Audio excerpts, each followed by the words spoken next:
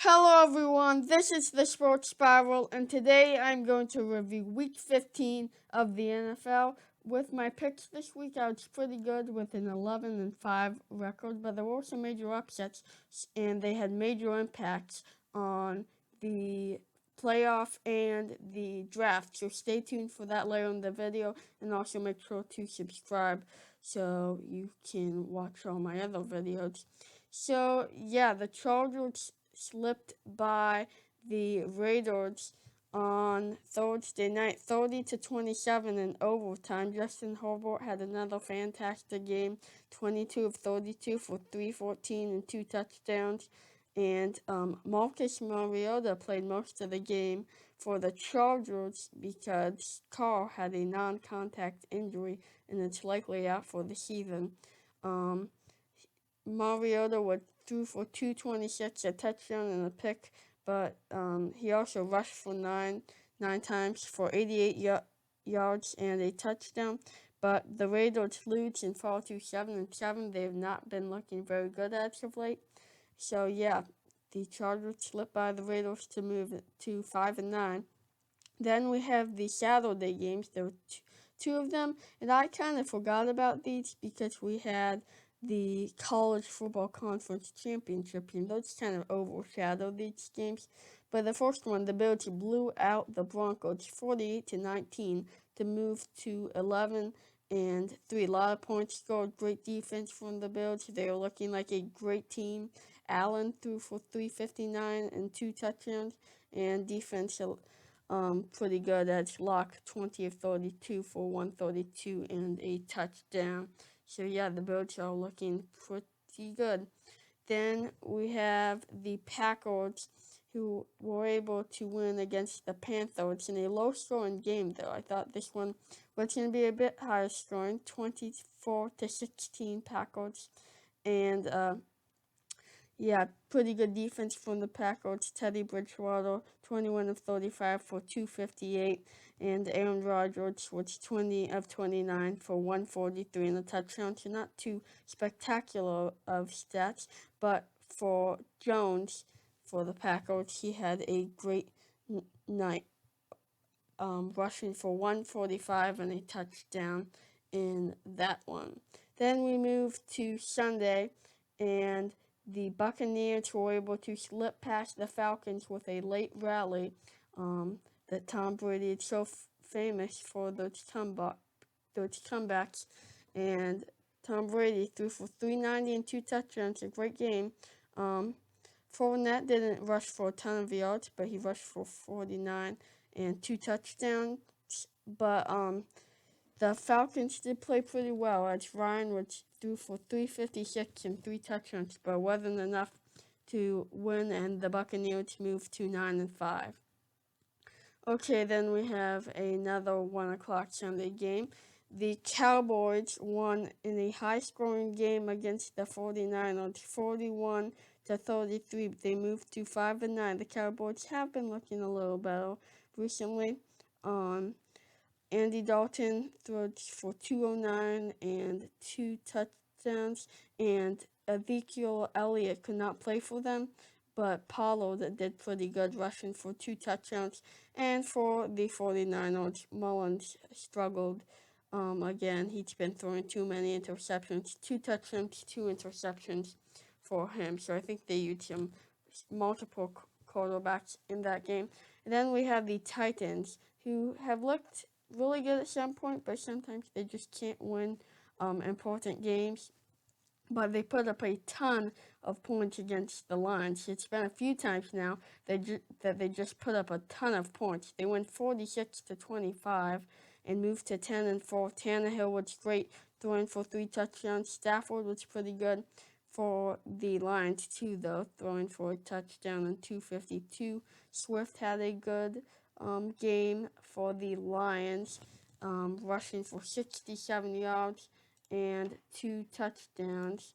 Um, but yeah, ultimately the Titans won, and Derrick Henry, of course, had another good game, rushing for 147 and a touchdown. So yeah, the Titans 46-25 all over the Lions. So then we have the Colts versus the Texans, and the Texans kept it closer than I expected. I thought this would be a little bit of a blowout, but the Colts still win and move to 10-4. Railroads was good, throwing for 2 touchdowns and 228 yards. And Deshaun Watson was pretty good too. He threw for 373 and 2 touchdowns. Jonathan Taylor had another good game for the Colts, rushing for 83 and a touchdown. And the Colts were able to slip past the Texans in that one. And then we had the Dolphins handling the Patriots. The Patriots end their playoff streak, and yeah, not a good year for the Patriots with losing Tom Brady, and they just don't have too many weapons offensively. They still do have a pretty good quarterback with Cam Newton, but yeah, they fall to 6-8, lose 22-12. The Dolphins move to 9-5. Tua was not great though. He threw for 145 and was picked off one time. Neither was Cam Newton. He threw for 209.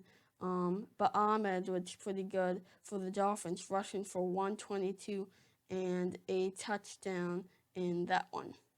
So then we had the Bears. They're looking better as of recently. They won versus the Vikings. I don't think either of these teams are going to get in the playoffs, but it's possible the Bears do sneak in there. Trubisky, 1 touchdown and an interception. Nothing too fantastic there. But Montgomery had a great game. They did hand it to him 32 times though, but he rushed for 146 and 2 touchdowns. And Cousins, 2 touchdowns and an interception for the Vikings. Cook had a good game too, 132 yards and a touchdown, but it's not enough to beat the Bears, and the Bears outlast the Vikings in that one. Okay, then we had the Seahawks winning a slim one against the Washington football team, a team that has been doing pretty good as of late. And Wilson, 1 touchdown, 1 interception. Good defense from the Washington football team. But the Washington football team started Haskins, and he was not very good. 1 touchdown, 2 interceptions. So, yeah, he wasn't able to put enough offense to win the game, and the Seahawks prevail in that one. Then we have the Ravens versus the Jaguars, and the Ravens won big in this one, 40-14, all over the struggling Jacksonville Jaguars, and perhaps the Jaguars are tanking for Trevor a bit. Who knows if they're actually tanking or not? That's so hard to tell. Jackson was good, 3 touchdowns and an interception. Dobbins had a pretty good game, rushing for 64 and a touchdown. The Jags started Minshew, and he did do pretty good, 226 and 2 touchdowns, but still the Jags didn't put up too many points, and they're likely looking at the first pick because the Jets finally won 23-20 over the Rams of all teams, and the Rams have been looking pretty good, but not versus the Jets. The Jets win 23-20. Darnold threw for 207 and a touchdown, and Goff threw for 209, 2 touchdowns and an interception.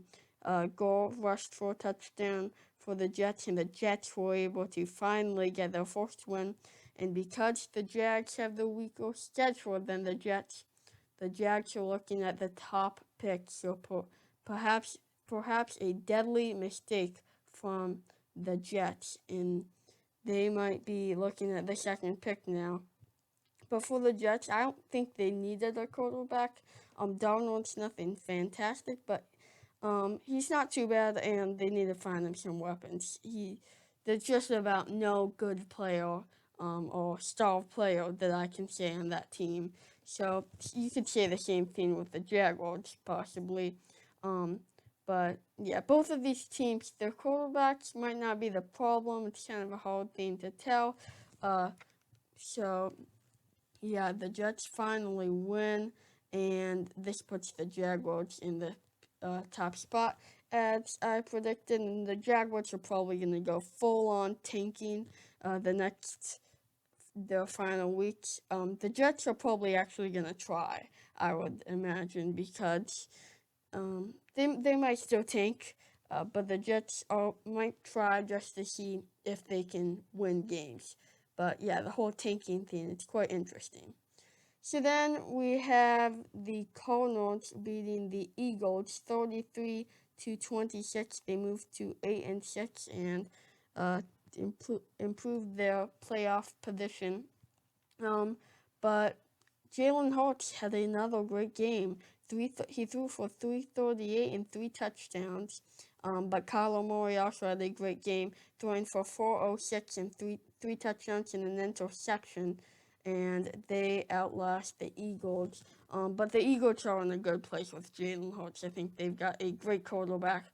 They just need some other star positions and need to improve upon some other stuff. So then we have the Chiefs who slipped by the Saints. The Saints surprised me by starting Drew Brees. It's like his injury looked like he's going to be out for the season. But nope, he's back in now. Threw for 3 touchdowns and an interception. Pretty good, but not the normal Drew Brees that we're used to seeing. Good defense from the Chiefs too, but they still put up 29 points. So good job from the Saints. Mahomes had a great night, throwing for 254 and 3 touchdowns. And yeah, the Chiefs moved to 13-1. Pretty clearly the best team now. So then we have the Browns versus the Giants, and the Browns had another good game, winning 20-16, dominating the New York Giants. Mayfield was 27-32 for 297 and 2 touchdowns. Chubb rushed for a touchdown, and for the Giants, McCoy was 19-31 for 221 yards. And yeah, the Giants just couldn't get much of anything going offensively, and the Browns were able to come away with that one. The Browns are looking really good. Not something we usually say with the NFL though.